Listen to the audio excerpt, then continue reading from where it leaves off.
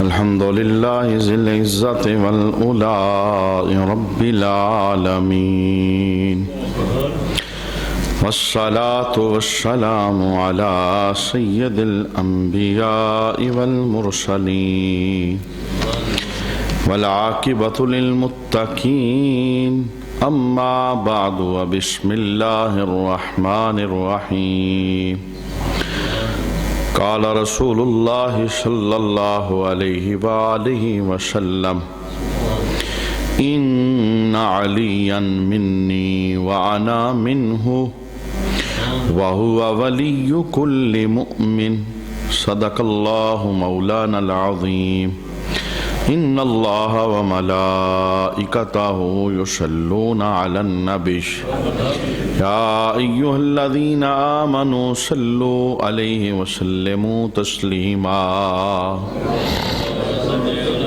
اللهم صل على سيدنا ومولانا محمد وعلى آل سيدنا ومولانا محمد وبارك وسلم وصل عليه الصلاة والسلام عليك يا سيدي يا رسول الله صلاة والسلام عليك يا سيدي يا حبيب الله صلاة والسلام عليك يا سيدي يا شفيع المذنبين وعلى آلك وأصحابك يا سيدي يا رحمة للعالمين بعد الحمد والصلاة لائق عزت و تکریم جمیع احباب سے من الوقار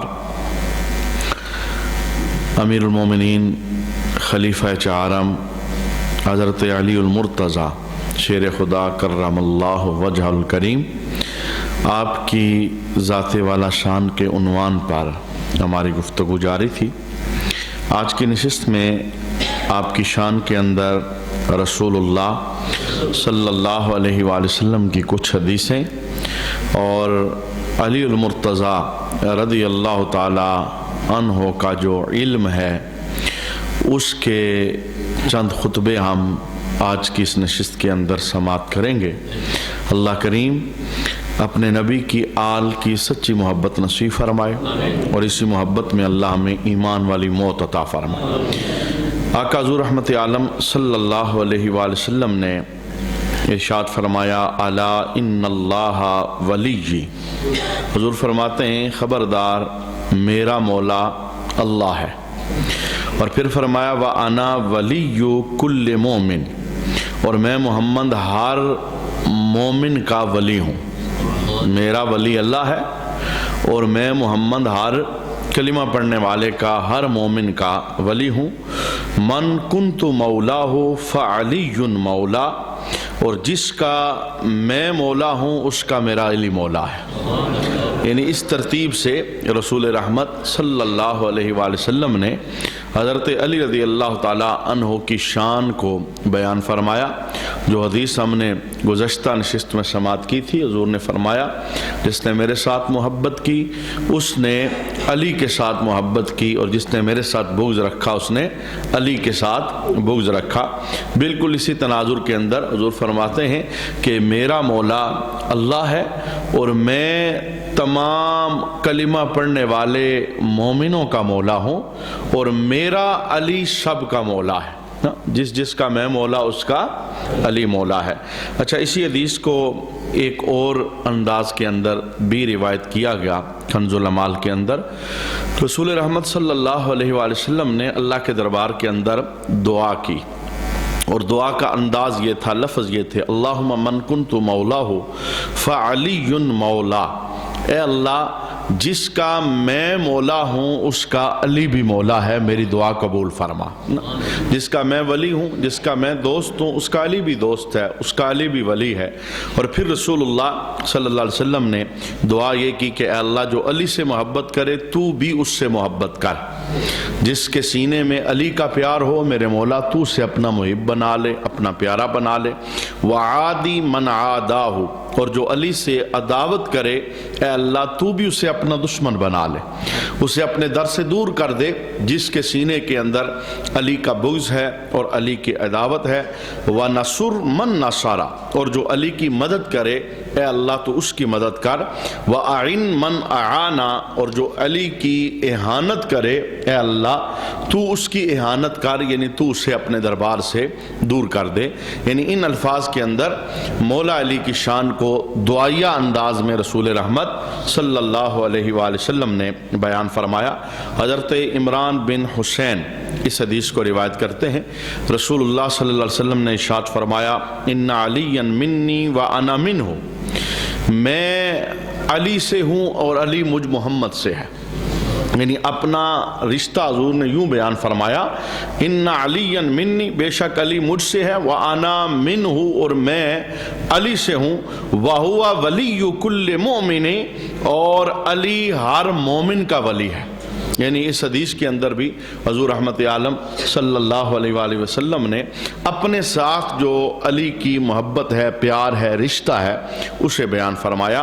اور ام سلمہ رضی اللہ تعالی عنہا آپ روایت کرتی ہیں کہ رسول اللہ صلی اللہ علیہ وسلم نے فرمایا لا یحب علی منافق ولا یبغضہ مومن، فرمایا علی سے منافق محبت نہیں کر سکتا اور علی سے مومن بغض نہیں رکھ سکتا۔ یعنی جو مومن ہوگا وہ علی سے پیار کرے گا اور جو منافق ہوگا وہ علی سے بغض کرے گا۔ کبھی بھی منافق کے دل کے اندر علی کا پیار نہیں آ سکتا اور مومن کے دل میں علی کی دشمنی اور بغض نہیں آ سکتا۔ یہی وجہ ہے میرے محبوب کریم علیہ السلام نے بڑے واضح الفاظ کے اندر یہ جملہ ارشاد فرمایا تھا من سب علیا فقد سبنی، جس نے میرے علی کو گالی دی اس نے مجھے گالی دی۔ یعنی جس نے نفرت کی، بغض کیا، عداوت کی، اس کی عداوت خالی علی تک ہی نہیں رکے گی بلکہ اس کی عداوت مجھ محمد تک آئے گی۔ جس نے علی کو گالی دی اس نے مجھ محمد صلی اللہ علیہ وآلہ وسلم کو گالی دی۔ اس طرح کی بے شمار احادیث مبارکہ ہیں جس میں مولا علی کی شان کو رسول رحمت صلی اللہ علیہ وآلہ وسلم نے اپنی زبان حق ترجمان سے بیان فرمایا۔ آج کی اس نشست کے اندر ہم حضور مولا کائنات کی زبان سے نکلے ہوئے کچھ علم کے موتی وہ دیکھنے کی کوشش کریں گے اور اس سے اپنی زندگیوں کے اندر تبدیلی لانے کا اہتمام کریں گے۔ یہ اتنا بڑا عالم بندہ تھا جس کے متعلق میرے محبوب کریم علیہ السلام نے ارشاد فرمایا کہ انا مدینۃ العلم وعلی بابھا، میں علم کا شہر ہوں، میرا علی اس کا دروازہ ہے، اور جو چاہتا ہے اسے علم مل جائے اسے چاہیے کہ دروازے پر آئے۔ جو علم لینا چاہتا ہے، حکمت لینا چاہتا ہے، تقوی لینا چاہتا ہے اور تدبر اور تفکر کرنا چاہتا ہے، جو علی کے دروازے پر آئے اسے علم کے خزانے عطا کیے جائیں گے۔ جو آپ نے امت کو علم کا خزانہ عطا فرمایا، بیش بہا وہ موتی ہیں، ان موتیوں میں سے کچھ کا انتخاب میں نے آج کی اس نشست کے لیے کیا ہے۔ آئیے سماعت کرتے ہیں۔ حضور مولا کائنات حضرت علی المرتضیٰ رضی اللہ تعالی عنہ آپ ارشاد فرماتے ہیں خالط الناس مخالطتاً ان متم مہا بقوا وان احیوا حنوا علیکم۔ آپ ارشاد فرماتے ہیں کہ لوگوں کے ساتھ ایسی زندگی گزارو اگر تم مر جاؤ تو لوگ روئیں، اور لوگوں کے ساتھ ایسی زندگی گزارو اگر تم زندہ رہو تو لوگ تمہارے پاس بیٹھنے کی خواہش کریں۔ معنی کیا تھا؟ تمہارا کردار ایسا ہو، تمہارے اخلاق ایسے ہوں، تمہاری بول چال ایسی ہو، تمہاری رین سین کے انداز ایسے ہوں کہ جب تمہاری آنکھ بند ہو، یعنی تم دنیا چھوڑنے لگے ہو، تو اب ہر آنکھ اشک بار ہو۔ یعنی کسی کے ساتھ تمہارا رشتہ ہے یا رشتہ نہیں ہے، تمہارا کردار اتنا سونا ہے، تمہارے کردار سے اتنی خوشبو آ رہی ہے کہ اب تمہاری آنکھ بند ہوئی ہے اور دنیا رو رہی ہے، اور جب تم زندہ ہو تو ہر بندہ طلب کرتا ہے، خواہش کرتا ہے کہ میں اس کے پاس بیٹھوں، چند لمحات گزاروں تاکہ مجھے فیض حاصل ہو اور مجھے رحمت حاصل ہو اور اللہ کی خوشنودی اور رضا حاصل ہو۔ ایک مسلمان کو اپنی زندگی کے اندر نور داخل کرنا چاہیے۔ اس کی زندگی زندگی سے خوشبو آنی چاہیے، اس کی زندگی پھول کی مانند ہونی چاہیے، کانٹے کی مانند نہ ہو، یعنی کانٹا چبھن رکھتا ہے اپنے اندر، درد رکھتا ہے اپنے اندر، ایک بار کوئی بندہ ملے تو دوبارہ کبھی بھی ملنے کی خواہش پیدا نہیں ہوتی، یہ کانٹے کی شان ہے۔ اور پھول کی شان کیا ہے؟ پھول کی شان یہ ہے ایک بار کوئی بندہ ملے اور مل کے چلا جائے، ہاتھ پھول کو لگائے، کئی ساتوں تک خوشبو آتی رہتی ہے، یعنی وہ خوشبوئیں بھی ساتھ لے جاتا ہے۔ تو انسان کو اپنی زندگی میں کردار پر غور کرنا چاہیے۔ مولا کائنات کہتے ہیں ایسی زندگی جیو کہ تم مر جاؤ تو آنکھوں سے آنسو لوگوں کے جاری ہو جائیں اور لوگ تمہیں اچھے لفظوں کے ساتھ یاد کریں، اور جب تک تم زندہ رہو لوگ تمہاری بارگاہ کے اندر آنے کی خواہش کریں اور تمہارے پاس بیٹھنے کا اہتمام کریں۔ کوشش کرنی چاہیے ہر مسلمان کو کہ اپنے کردار کو ستھرا کرے۔ یہ جو کردار کا سبق ہے، میرے محبوب کریم علیہ السلام نے سب سے زیادہ اس سبق کی تبلیغ کی ہے۔ اگر میں آپ سے سوال کرنا چاہوں، حضور رحمت عالم صلی اللہ علیہ وسلم نے نبوت کا اعلان تو کیا ہے 40 سال کے بعد، تو جو زندگی کے حضور کے 40 سال تھے، 40 سال حضور نے کیا کیا؟ نماز کی ابھی بات نہیں ہے، روزے کی بات نہیں ہے، حج کی بات نہیں ہے، زکوٰۃ کی بات نہیں ہے، یہ ساری کہانیاں تو 40 سال عمر کے بعد ہوئی۔ یعنی جب نبوت کا اعلان ہوا تب رب کی بات بتائی، تب نماز کی بات کی، تب روزے کی بات کی، ساتھ ساتھ فرضیت ہوتی گئی، لوگوں کو بتاتے گئے۔ تو حضور رحمت عالم کی 63 سالہ زندگی میں سے جو پہلے 40 سال ہیں، یہ حضور نے کیا کیا ہے؟ یہ حضور نے کیا کیا ہے؟ اس کا جواب رسول اللہ نے خود دیا تھا۔ کہاں دیا تھا؟ کہ جب اللہ کے حبیب مکہ شریف کے بھرے ہوئے مجمع کے سامنے کھڑے ہوئے پہلا خطبہ دینے کے لیے، لوگو ایک اللہ ہے جو سچا ہے، تمہارے سارے خدا جھوٹے ہیں جو تم نے بت بنائے ہیں، ان کی طرف نہ جاؤ، ایک رب کی طرف آؤ، وہی سچا ہے، وہی پالنہار ہے، وہی خالق ہے۔ تو اب لوگوں نے دلیل مانگی رسول رحمت صلی اللہ علیہ وسلم سے کہ آپ ہمیں 360 چھوڑ کر ایک رب کی طرف بلا رہے ہیں، آپ کہتے ہیں ہم بتوں کو توڑ دیں، آپ کہتے ہیں ہم اپنے خداؤں کو جھوٹا کہہ دیں، آپ اس خدا کے متعلق ہمیں بتا رہے ہیں جو ہمیں نظر ہی نہیں آتا، ہمیں دلیل بتائیں، ہم کیسے مانیں کہ وہ ایک ہے؟ اللہ اکبر! دلیلیں تو بے شمار تھی۔ میرا اللہ وہ ہے جس نے سورج بنایا، میرا اللہ وہ ہے جو چاند لے آتا ہے، میرا اللہ وہ ہے جس نے دن بنایا، جس نے رات بنائی، جس نے موسم بنائے، جس نے فضاؤں کے اندر اپنے جلوے دکھائے، سب کچھ کائنات کے اندر موجود ہے اللہ رب العالمین کی ذات کی دلیل کے طور پر۔ لیکن میرے محبوب نے جو دلیل دی ہے، ذرا دلیل سنیے۔ اللہ کے حبیب نے جواب کیا دیا پوچھنے والوں کو کہ ایک خدا کی طرف بلانے والوں سنو، ایک خدا کا کہنے والوں دلیل دو۔ تو میرے محبوب نے دلیل کیا دی؟ ذرا دلیل کے لفظ سنیے۔ میرے حبیب کہنے لگے اے مجھ سے دلیل طلب کرنے والوں، کیا میں نے زندگی کے 40 سال تمہارے اندر نہیں گزارے؟ یہ 40 سال جو حضور نے زندگی کے ان کے اندر گزارے اور حضور اسے رب کی ذات پر توحید کی دلیل بنا کر پیش کر رہے ہیں۔ منع کیا تھا؟ کہ رسول اللہ کی زندگی کے جو پہلی 40 سال تھے وہ اخلاق کی تلقین تھی، وہ کردار کا نقش لوگوں کو دکھانا تھا۔ یہی وجہ ہے کہ جب رسول اللہ نے پوچھا ان سے، مجمع سے پوچھا، اگر میں تمہیں کہوں پہاڑی کے پیچھے سے ایک لشکر آ رہا ہے، تم پہ حملہ آور ہو جائے گا، سب کو مار دے گا، مٹا دے گا، میری بات مانو گے؟ انہوں نے کہا جی بالکل مانیں گے، اس لیے کہ 40 سالہ زندگی میں کبھی جھوٹ بولتے کا آپ کو دیکھا ہی نہیں ہے۔ یہ وہ اخلاق تھا، یہ وہ کردار تھا۔ تو جو سب سے بڑی تبلیغ ہے انسان کی، وہ انسان کا کردار ہے۔ جو یہ نماز تو 5 ٹائم ہے، روزہ تو سال کے بعد 1 بار ہے، حج تو زندگی میں 1 بار ہے، زکوٰۃ تو سال کے بعد 1 بار ہے، قربانی تو سال کے بعد 1 بار ہے۔ انسان کا کردار وہ تبلیغ ہے جو ہر لمحہ دے رہا ہے، اچھا کردار ہے تو بھی، برا کردار ہے تو بھی۔ تو حضور مولا کائنات حضرت علی المرتضی رضی اللہ تعالی عنہ فرماتے ہیں خالط الناس مخالطۃ ان متم مہا بکو، اگر مر جاؤ تو لوگ روئیں، ایسا کردار رکھو اور ایسے اخلاق رکھو۔ اللہ کریم ہمیں اپنے کردار، اپنے اخلاق کے اندر بہتری پیدا کرنے کی توفیق عطا فرمائے۔ یہ کام مجاہدے والا ہے، 1-2 دن کا کام نہیں ہے۔ ایک غلطی کو نوٹ کر کے اپنے وجودوں سے نکالنا ہوگا، اپنی عادتیں بدلنی ہوگی۔ یاد رکھیے گا جتنی عبادتیں ہیں، مقصود الہی عبادتوں کا ہے ہی یہ کہ ہماری عادت بدلے۔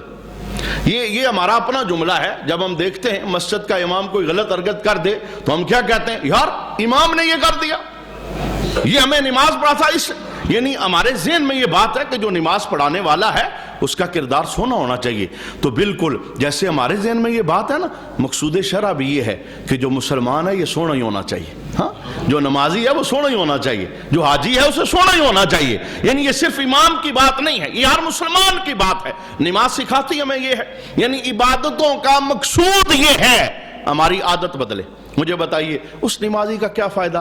نماز تو پڑھتا ہے پر دھڑلے سے جھوٹ بھی بولتا ہے. نماز تو پڑھتا ہے پر نظروں میں حیا نہیں ہے. نماز تو پڑھتا ہے اور اکاؤنٹ اس نے بینک کے اندر سود والا رکھا ہوا ہے. نماز تو پڑھتا ہے, کسی کے حق پر قابض ہونے میں ذرا برابر بھی دیر نہیں لگاتا. حضور مولا کائنات حضرت علی المرتضی رضی اللہ تعالی عنہ کا پہلا قول مبارک جو ہم نے سماعت کیا, اسے دلوں میں جگہ دینے کی ضرورت ہے. اپنے اخلاق کیسے رکھنے چاہیے کہ جب انسان مر جائے تو ہر آنکھ سے اشک جاری ہو, اور جب تک انسان زندہ ہو لوگ پاس بیٹھنے کے لیے خواہش کا اظہار کریں کہ یہ وہ بندہ ہے جس کے وجود سے, جس کے کردار سے خوشبو آ رہی ہے. آپ کا دوسرا قول سنیے. حضور مولا کائنات حضرت علی المرتضی رضی اللہ تعالی عنہ آپ فرماتے ہیں افضل الزہد اخفاء الزہد. بہترین زہد کیا ہے؟ بہترین نیکی کیا ہے؟ بہترین تقوی کیا ہے؟ سب سے افضل نیکی کیا ہے؟ بہت خوبصورت قول. آپ فرماتے ہیں افضل الزہد اخفاء الزہد, فرمایا سب سے بہترین نیکی یہ ہے کہ نیکی کو چھپا کے رکھا جائے. اس نیکی جیسی نیکی کوئی نہیں. ہاں, کچھ زمانے کے اندر لوگ یہ کہتے تھے نیکی کر دریا میں ڈال, اور آج کے دور کے اندر جملہ یہ ہے نیکی کر اور فیس بک پہ ڈال, نیکی کر اور میڈیا پہ ڈال. ہے نہیں, نیکی کی ہے چرچا چاہتے ہیں, نیکی کی ہے سب کو بتانا چاہتے ہیں, نیکی کی ہے ڈنڈورا پیٹنا چاہتے ہیں. تو مولا علی کہتے ہیں سب سے بہترین نیکی یہ ہے کہ تو نیکی کر رہا ہے اور جس مالک کی خاطر کر رہا ہے فقط وہی جانتا ہے. تجھے تصویر کا شوق نہیں, تجھے اپنی واہ واہ کا شوق نہیں, تجھے نیکی کے چرچے کا شوق نہیں. جیسی نیت ہوتی ہے ویسی اللہ بندے کو جزا دے دیتا ہے. تو دور حاضر کے اندر نا جیسے کردار ستھرا بنانا یہ بہت ضروری ہے, ایسے ہی نیکی کر کے نیکی کو خالص رب کے لیے کرنا یہ بھی بہت ضروری ہے. یہ بھی بہت ضروری ہے. یہ بکھیڑوں میں سے ایک بکھیڑا ہے مسلمانوں کا. نیکیاں کر کے نیکیاں چھپانا نہیں چاہتے, بتانا چاہتے ہیں, شور کروانا چاہتے ہیں, چرچا کروانا چاہتے ہیں, ضائع کرتے ہیں, اپنے ہاتھوں سے نیکیوں کو آگ لگا دیتے ہیں. اور میں اکثر یہ کہتا ہوں کہ ہماری زندگی کے اندر کچھ نیکیاں تو ایسی ہونی چاہیے جو خالص ہم نے رب کے لیے کی ہوں, کل قیامت کے دن جو محفوظ بھی رہ سکے. اور ایسا ہوگا بزم عشر کے اندر جو نیکی, جو خیر والا کام ہم نے کسی بھی دنیاوی خاطر کیا ہے, کسی بھی دنیاوی مقصد کی خاطر نیت کے اندر آ گیا, وہ راضی ہو جائے, اسے پتا چل جائے, واہ واہ ہو جائے, یہ ہو جائے, وہ یہ جتنی نیتیں نا فساد آ رہا ہے تو یہ تو سارا ضائع ہو جائے گا, اس کا تو اجر ہے ہی نہیں. نیکی وہی بچے گی جو اس کی خاطر کی ہے جس رب نے تمہیں پیدا فرمایا ہے. اس کی خاطر نیکی کیا تو پھر یہ سوچ آتی نہیں ہے وہ کیا کہے گا, تو وہ کیا کہے گا, وہ جو مرضی کہے.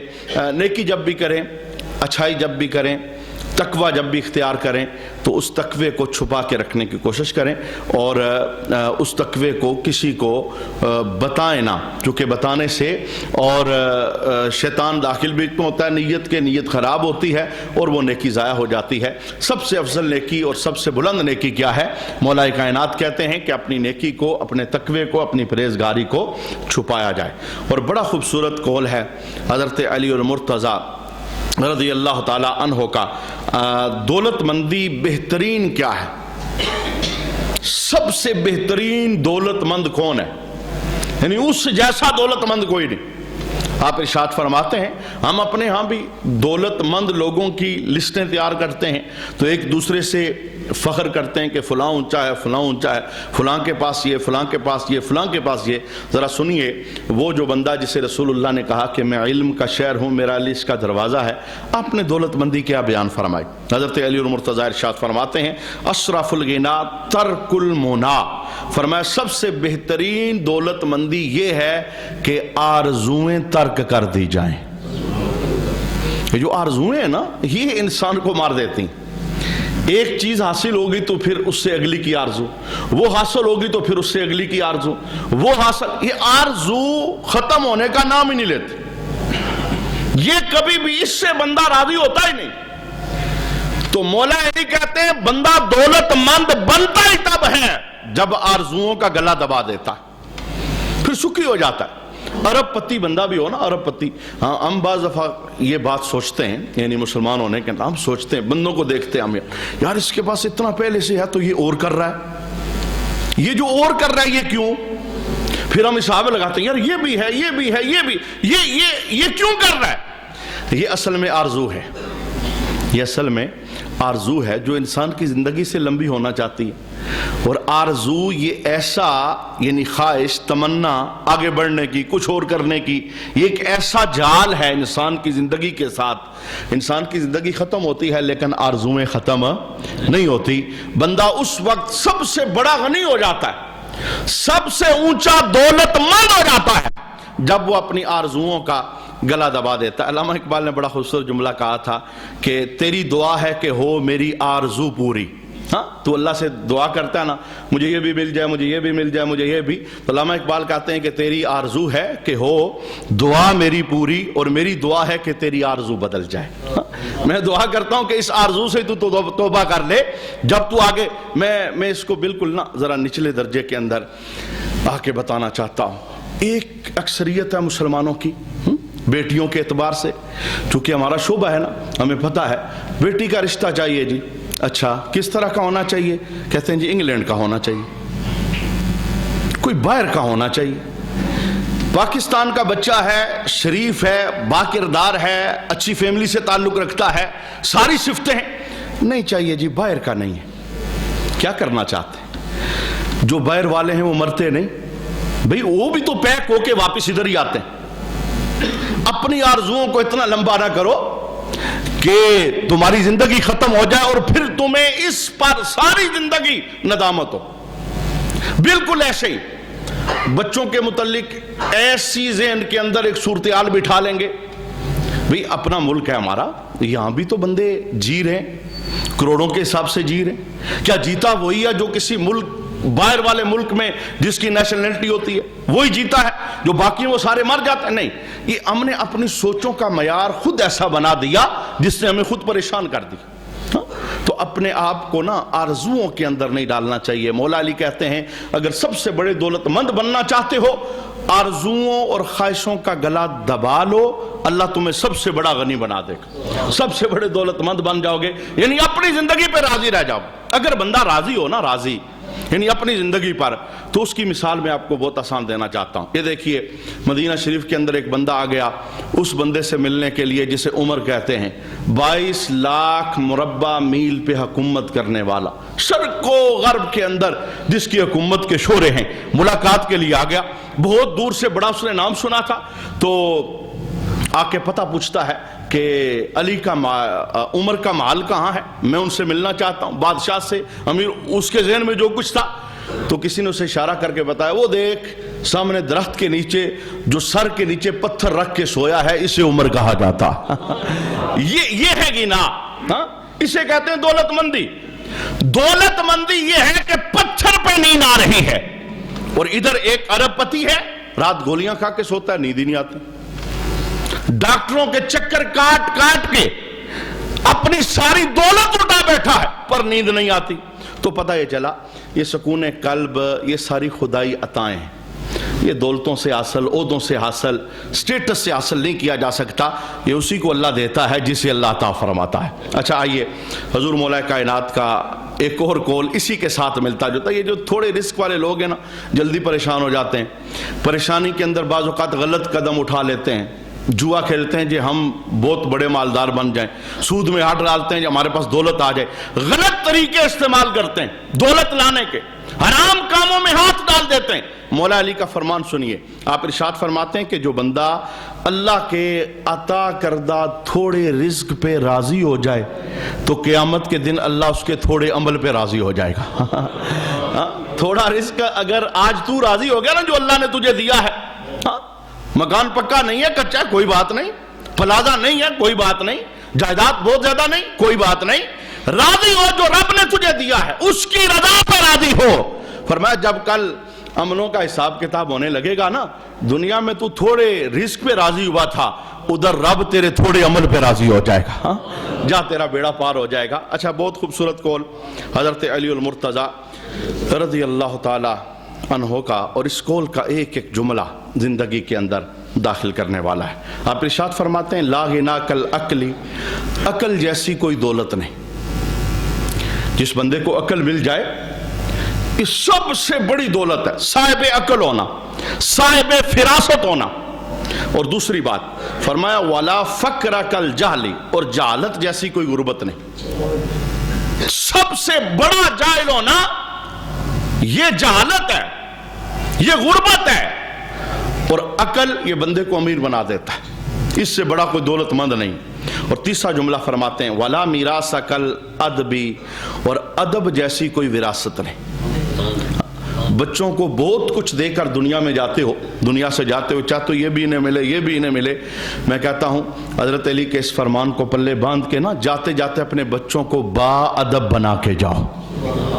اس دور کے اندر نا بڑی آگ لگی ہے، بڑی آگ لگی، ہر معاملے کے اندر بے ادبی، بڑوں کے ساتھ، والدین کے ساتھ، رشتہ داروں کے ساتھ، جو عمر میں بڑے ہیں ان کے ساتھ۔ اگر آپ نیک لوگوں کی زوات کی طرف آ جائیں، نبیوں کے ساتھ، صحابہ کے ساتھ، حضور کی آل کے ساتھ، اولیاء کے ساتھ، ایسے لوگ اپنی زبانیں کھولتے ہیں، دڑ دڑ بولتے ہیں، بالکل ڈر خوف کوئی نہیں۔ اور ادب کیا چیز ہے؟ اللہ اکبر، اللہ اکبر۔ اگر کوئی مجھ سے سوال کرے کہ دین کیا ہے تو ایک یہ ہے کہ میں پوری تفصیل بتاؤں، نماز دین ہے، روزہ دین ہے، حج دین ہے، زکوٰۃ دین ہے، ڈرنا دین ہے، خوف دین ہے، یہ ساری باتیں بتاؤں۔ اور ایک یہ ہے کہ میں مختصر لفظوں میں دین کا تعارف کرواؤں۔ تو ذرا علامہ اقبال کا ایک شعر سنیں، آپ نے دین کا بڑا خوبصورت تعارف کروایا۔ آپ نے کیا کہا؟ دین سراپا سوختن اندر طلب۔ آپ فرماتے ہیں دین یاد محبوب میں تڑپنے کا نام ہے۔ اچھا، دوسرا جملہ آپ فرماتے ہیں انتہائی عشق آغازش ادب، جس کی ابتدا ادب سے ہوتی ہے اور انتہا جا کر عشق پر ختم ہو جاتی۔ یہ سارا دین ہے، ابتدا ادب سے ہوتی ہے، انتہا عشق پہ ہوتی۔ جس میں ادب نہیں اس کے پاس کائے کا دین ہے۔ تو اپنی نسلوں میں یہ ادب کا خزانہ چھوڑ کر یہ جانا چاہیے، اگر بچہ با ادب رہے گا کل معاشرے کا با کردار فرد بنے گا، معاشرہ اس سے بہتر ہوگا۔ تو یہ سب سے بڑی وراثت ہے جو اولاد کو دی جا سکتی۔ اگر ہم اولاد کو بنگلہ تو دے گے لیکن بات کرنے کا ڈھنگ نہیں سکھایا ہم نے، تو ہم نے بہت بڑا ظلم کیا ہے۔ ہم اولاد کو پلازہ تو دے گے پر ہم نے اسے یہ نہیں بتائی کہ گالی کتنی بری چیز ہے، ہم نے اسے یہ نہیں بتایا کہ جوا کتنا برا ہے، ہم نے اسے یہ نہیں بتایا کہ شراب کی بدبو میں جانا اور یہ پروگرام گھر میں کروانا یہ کتنا برا ہے۔ تو میں کہتا ہوں بہت بڑا ظلم کر گیا۔ حضرت علی المرتضیٰ کہتے ہیں کہ سب سے بڑی وراثت وہ ادب ہے۔ اور چوتھا جملہ علی المرتضیٰ رضی اللہ تعالی عنہ کا ہے ولا ظہیر کالمشاورہ۔ آپ فرماتے ہیں کہ مشورے جیسا مددگار کوئی نہیں، مشورے جیسا کوئی بھی کام کرنا چاہیں کسی صالح بندے کے ساتھ مشورہ لے لیں، کیونکہ مشورے کے اندر بڑی رحمت ہے۔ بعض اوقات ایک دماغ ایک ہوتا ہے، 10 جب سوچتے ہیں تو وہ نتیجہ کچھ اور نکلتا ہے۔ اور بعض لوگ ہر معاملے کے اندر کہتے ہیں کہ میں اکیلا ہی ہوں، مجھے تو کسی سے مشورہ لینے کی ضرورت ہی نہیں ہے۔ مشورہ بڑا برحمت ہوتا ہے۔ نبی کریم ہو کر بھی صحابہ سے مشورہ کیا کرتے، اور اللہ ہو کر انسان بناتے ہوئے فرشتوں سے مشورہ کرتے، حالانکہ اسے مشورے کی ضرورت یعنی بتانا مقصود یہ تھا مشاورت کر لی جائے۔ جو گھر آپ چلاتے ہیں 4 دیواری کے اندر، یہ جھگڑے کیوں ہوتے ہیں؟ رشتوں پر جھگڑے، شور جناب وہ باپ جسے کہتے ہیں رشتہ دے رہے، میں چونکہ باپ ہوتا ہوں، مرد ہوتا ہوں، مجھے تو پوچھنے کی ضرورت ہی نہیں، میں کیوں پوچھوں بیوی سے؟ وہ رشتہ دے بیٹھا، اب جھگڑا شروع ہو گیا۔ اور اگر یہی کام مشاورت سے ہوتا، وہاں رشتہ دیتے جہاں دونوں فرد راضی تھے، تو ساری زندگی کی کائیں کائیں ختم ہو جاتی۔ اور اب یہ کائیں کائیں ایسی لگے گی، آگ لگی رہے گی اس گھر کے اندر جس گھر کی بنیاد بغیر مشورے کے کام سے کی گئی۔ یہ ایک میں نے مثال دی ہے، ہزارہا کام ہے، مشاورت کے ساتھ اگر انہیں کیا جائے کہ ان کے اندر اللہ کی طرف سے رحمت اور برکت کا نزول ہو جاتا ہے۔ آخری جملہ آج کی اس نشست کے اندر حضور مولا کائنات حضرت علی المرتضیٰ رضی اللہ تعالی عنہ کا، آپ ارشاد فرماتے ہیں نفس المرء خطأ الی اجلہ، آدمی کی سانس موت کی طرف اٹھنے والا ایک قدم ہے۔ جب ہم سانس لیتے ہیں